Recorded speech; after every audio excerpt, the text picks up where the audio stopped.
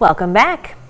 Normally when we think about the jet stream, we think about the impact that it will have on our temperatures and other weather conditions. But the jet stream can impact a number of different things around the globe, including air travel. Kendall has more information in this week's Weather Wednesday.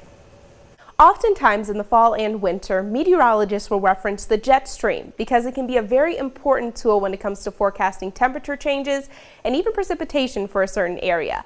But last week, the jet stream had a major impact on something else. Airplanes.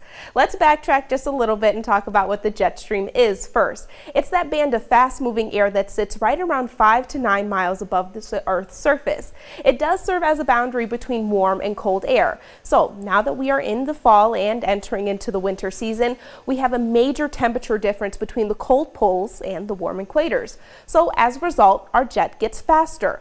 Normally we have winds in the jet stream around 80 to 150 miles per hour. But last week on Wednesday, we reached speeds of 200 miles per hour because of that major temperature difference. And since we have planes flying in the same level of the atmosphere as the jet stream, whenever they are both oriented in the same direction, those planes get a huge boost. This is exactly what happened to a few transatlantic flights that happened last Wednesday.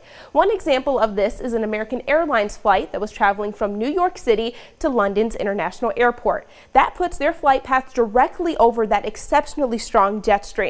This caused the plane to reach speeds of nearly 780 miles per hour. For reference, normally we have planes traveling at speeds at 550 miles per hour. So this cut the trip's duration by nearly an hour.